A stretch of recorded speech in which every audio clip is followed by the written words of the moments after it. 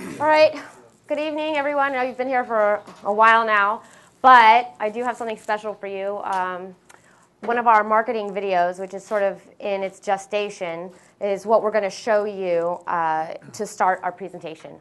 My name is Amber Nelson, and I'm the Director of Marketing, so this is what I put together. She did this last night, by the way. Yeah, it's in its rough stages. Yeah, there's some audio glitches in it, so. But one day it ain't bad. Yeah. Energy from the ocean is a technology being developed by the Department of Energy and the Solar Energy Research Institute. It is clean, round-the-clock electric power from a renewable resource. It is a potential resource that can save precious fossil fuels and supply large amounts of electricity to our energy-hungry nation. These studies were started in the spring of '74 and were completed in '75 by Lockheed and TRW and reported at the Offshore Technology Conference. Both companies and both industrial teams concluded that OTEC plants were not only technically feasible, that is, could be economic within a relatively short development span. OTEC systems can be economically sited virtually anywhere plus or minus 10 degrees of latitude. That is, at 10 degrees, anywhere from the equator, 10 degrees north or 10 degrees south. There are other locations which are attractive, particularly the Gulf of Mexico, which we believe could supply well over 50,000 megawatts of energy to the south coast of the United States. The Western Pacific would be an ideal location for the so-called plant ships, and the ships that might process ammonia or aluminum. Ocean thermal energy conversion is a reliable and efficient method of producing electricity. In 2006, the Department of Energy is focused on wind and biomass. OTEC has been entirely eliminated, although it would now be highly profitable. Today, MJMOcean Industries is developing methods for building OTEC-based systems that are cost competitive with traditional power plants. We can create carbon-free, cheap energy. This simulation is from an engineering study we conducted. Note the scale model of the Washington Monument on the corner of the dry dock. The large ship departing the dry dock is a 3D model of a Department of Energy design of a 500 megawatt plant ship. We call them power ships. Our plan is to build manufacturing facilities to build these power ships, much like those created during World War II to produce Liberty ships. Those special purpose shipyards launched over 2,700 Liberty ships in less than 4 years. We expect 10,000 power ships can be launched by 2025. Our goal is to be the first mover in this market. Power production from these ships will exceed the increase in global power consumption. No growth in fossil fuel production will be required. Welcome to MJMOcean Industries. Glad to have you on board for our presentation. We're extremely pleased to have made it this far in the competition. To begin, we will introduce to you our dynamic business team, take you on a tour through the history and financial sustainability of our business. I am the Director of Marketing for MJMOcean Industries, and I'm an MFA student in Interior Design at George Washington University. She is also a vocal SAG-AFTRA actress, painter, film writer, and a former Director of Marketing and Business Development at Glass, Jacobson and Associates. I've always had a vision for a more environmentally and politically peaceful future. I think that that vision can be seen in my artwork and in my art that goes back to the early 90s. And my interest in progressing towards having renewable energy and peaceful, sustainable living is what sparked my dialogue and participation with this team and with Michael. I'm extremely excited to be part of the team. Although I'm not a scientist, I have contributed quite a bit. I hope you enjoy this presentation. We want you on board. Michael McClay founded MJMOcean Industries in December of 2008 to carry out a vision. Mr. McClay, he's had the opportunity to work with a broad range of business enterprises across a diverse set of industries, and he's learned a lot from the exposure to experts. Michael's method of formulating ideas is evident in his unorthodox approach to launching the disruptive technology as described in this business plan. I'm an engineer, and it's kind of natural. I started as a teenager working in my family train elevator. It was our glitch.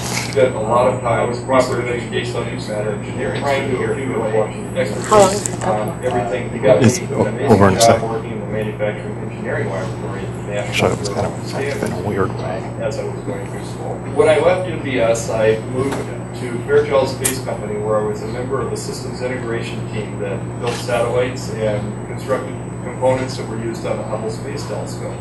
I worked on projects that required building things that would autonomously operate in remote locations that could not be serviced, and they were very complex.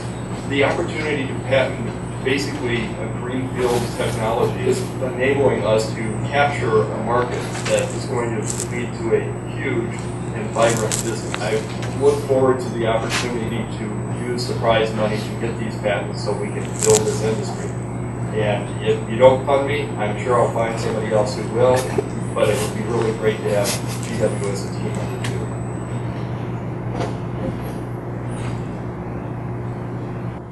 Hi, I'm Chuck Later. I'm the newest member of the team. I come at renewable energy from an architectural and engineering design point of view. And I've worked on a lot of different projects in my career, including hospitals, embassies, schools, housing, and utilizing passive and active energy systems.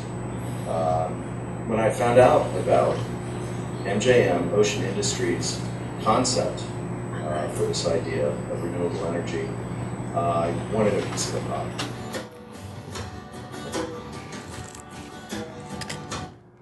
Oh, I cut off. Sorry about that. But go ahead. You want to go ahead? All right, well, I guess I wasn't a good enough actor because I got cut from the video.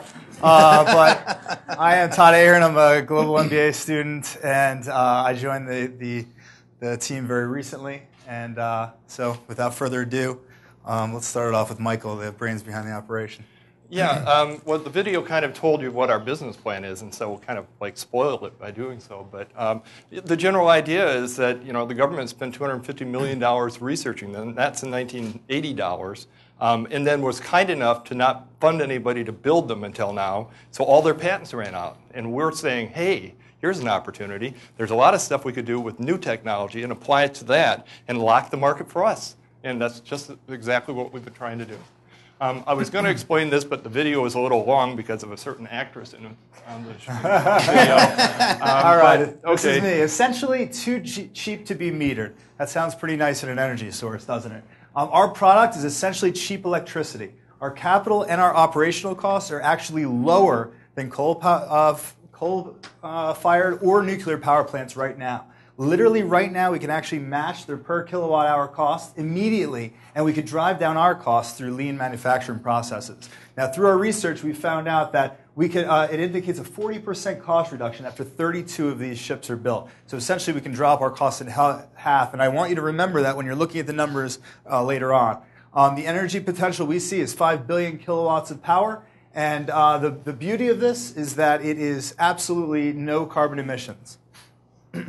And also, we're going into a healthy, growing market as well with huge potential. Now, this is from the Energy Information Administration, EIA, and they're predicting, as you may assume, a huge increase in energy consumption throughout the world. By 2025, the world will be adding 129 quadrillion BTUs, which is a lot.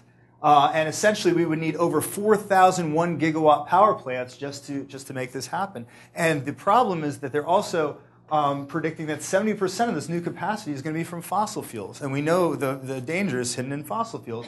But OTEC power, along comes OTEC power. It's clean, it's safe, there's no carbon whatsoever, it's eco-friendly, and it's economically viable today.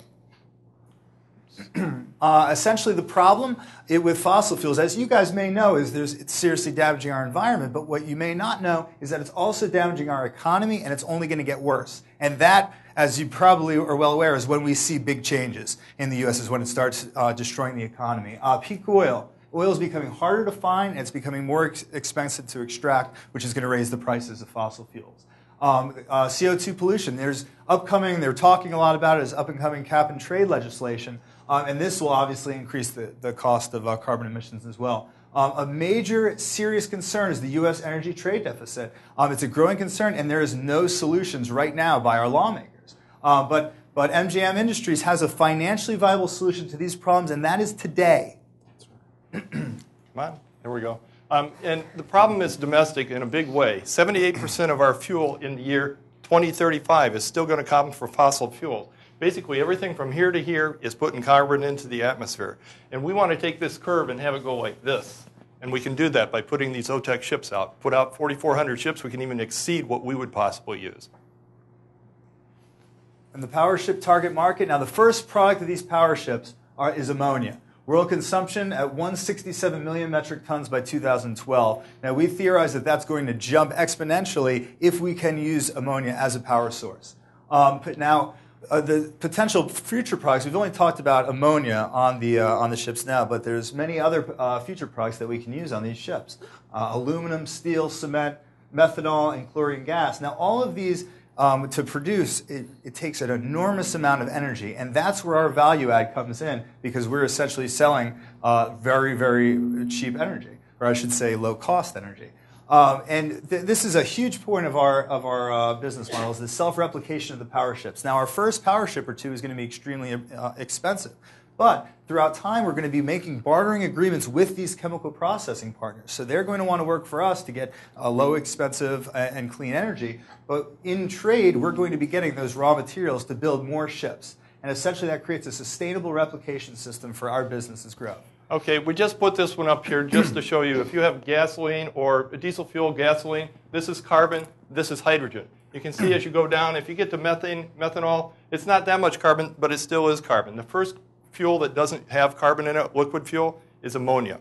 It even has more hydrogen in it per unit volume than liquid hydrogen.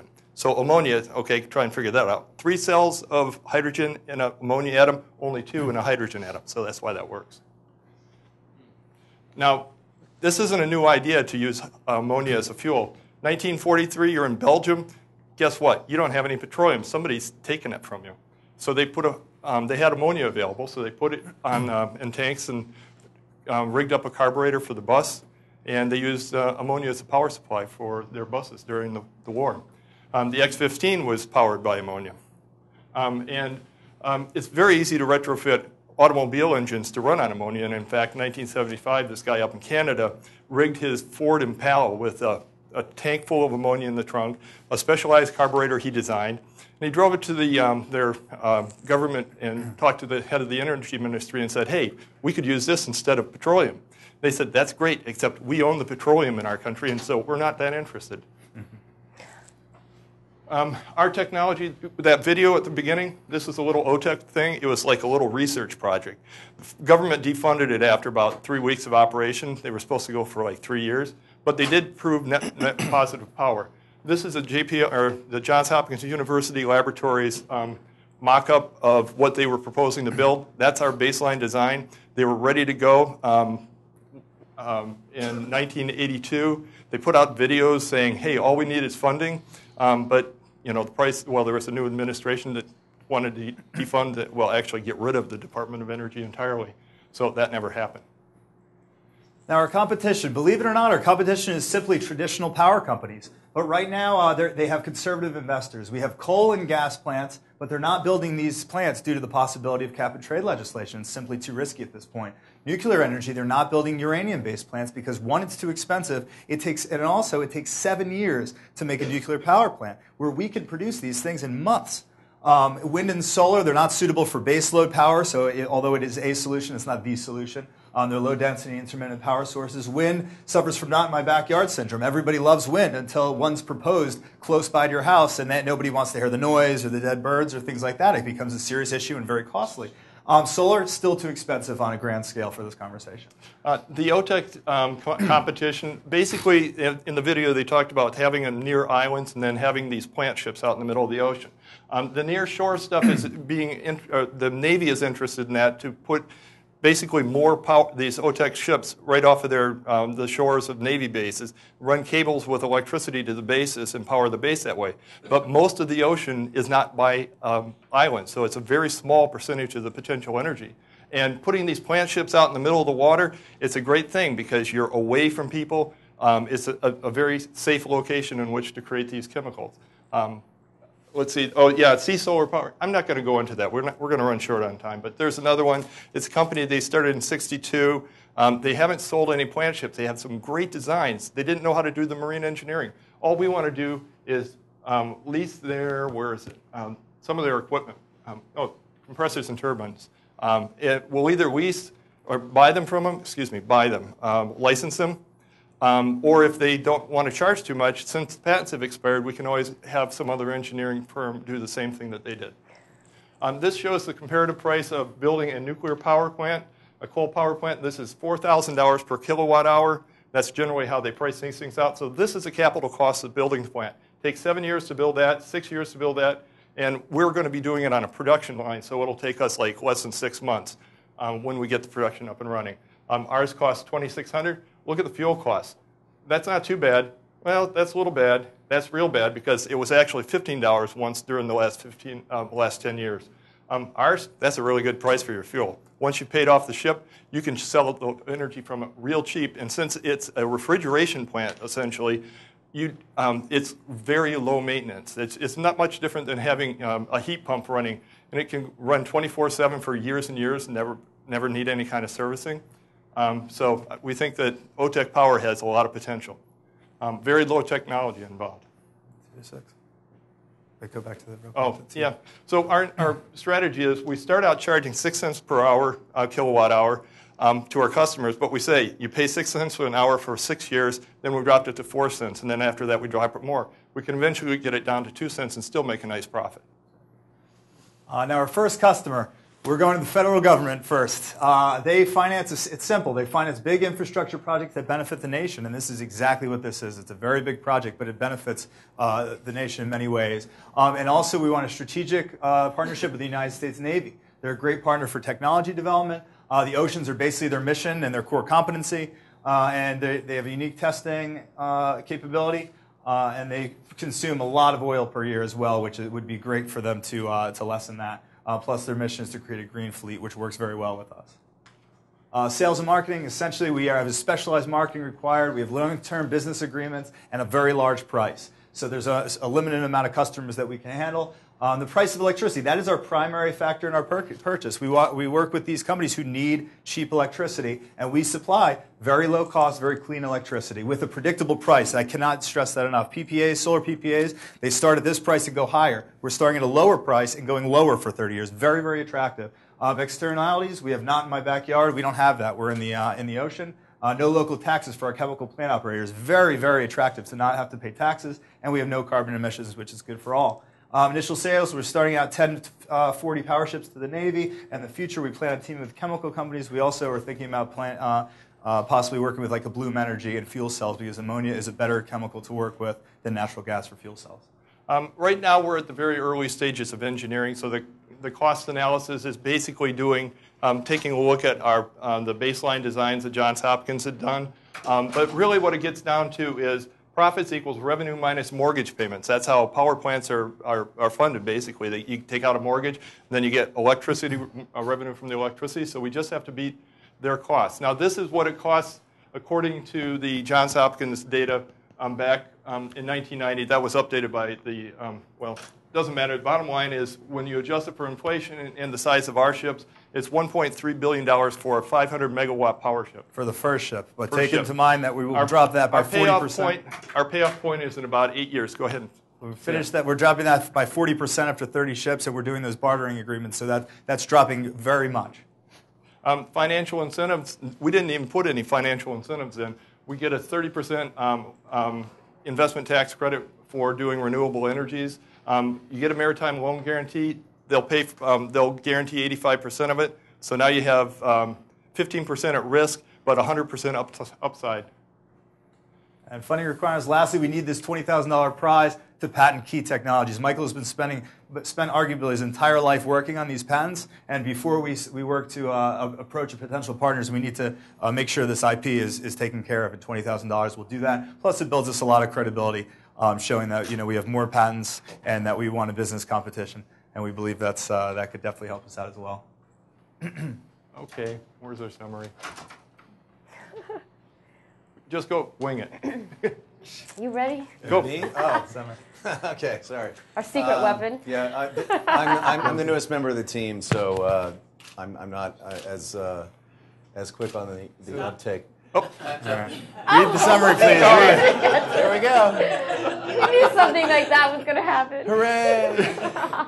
I didn't have to talk. Thank you very much. did that on Pleased to be here. We're going to throw it up in your questions. Thank you. Go back to the slide, the original, the first slide with the Questions? I didn't have a question, sorry. It just seems like a very big undertaking, and I guess I have a hard time. Well, I thought about doing a fruit stand, but I thought this would be more fun. I have a hard time kind of fitting in with this program, and if this is as big and useful and as you portended to be here, then Yeah. it seems like there ought to be other financing sources for something this big and this dramatic. Well, what I'm looking to do is get the money to get the patents patented, or patents applications in the works.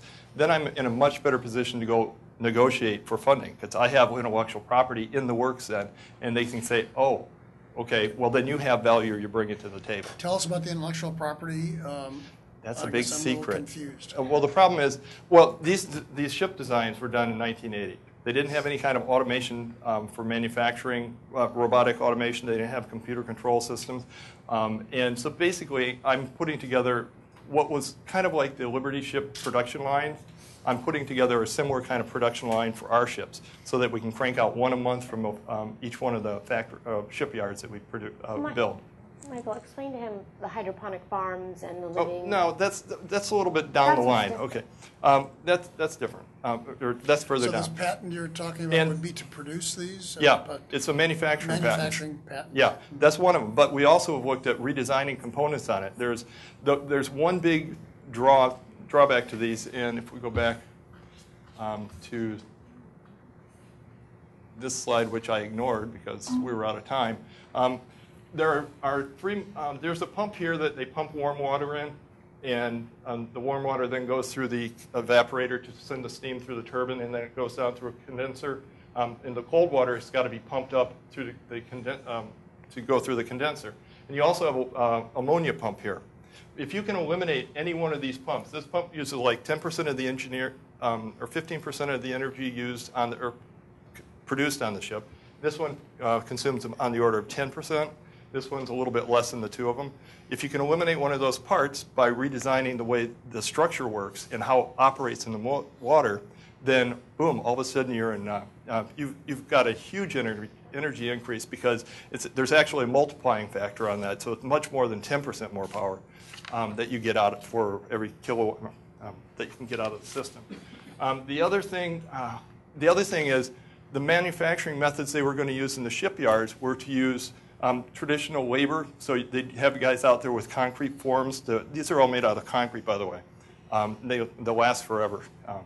Basically, it's a big concrete box floating in the water.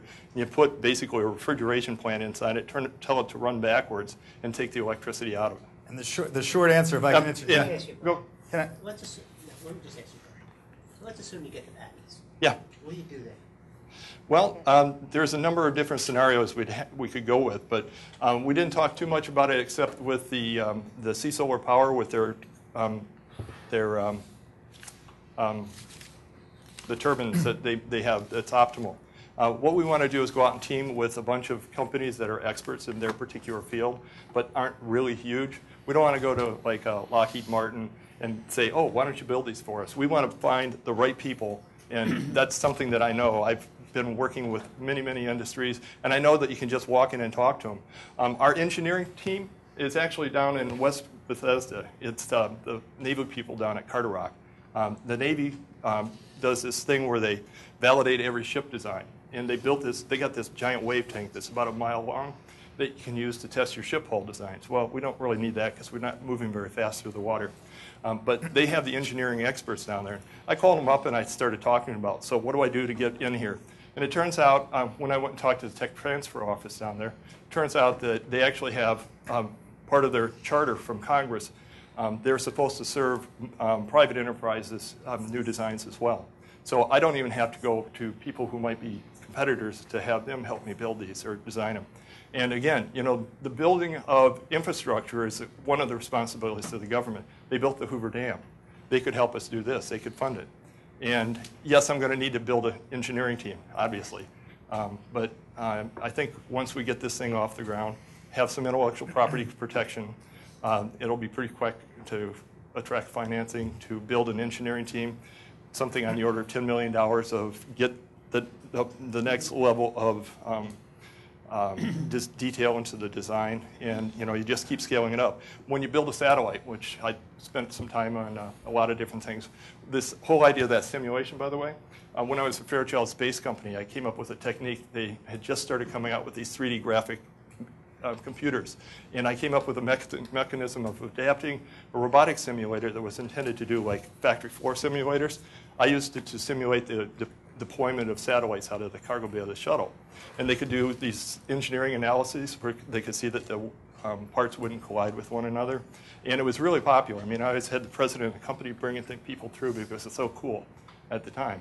But it was also very important engineering-wise because that kind of validation reduces your costs and reduces your risk because you know that it's going to work.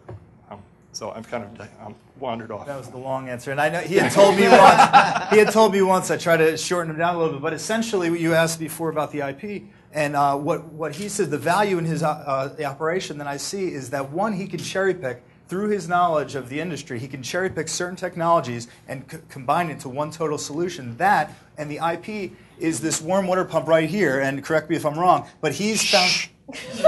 Oh, I can't say that? No. Okay, well, can't disclose some things. Sorry. Okay, I have just one more question.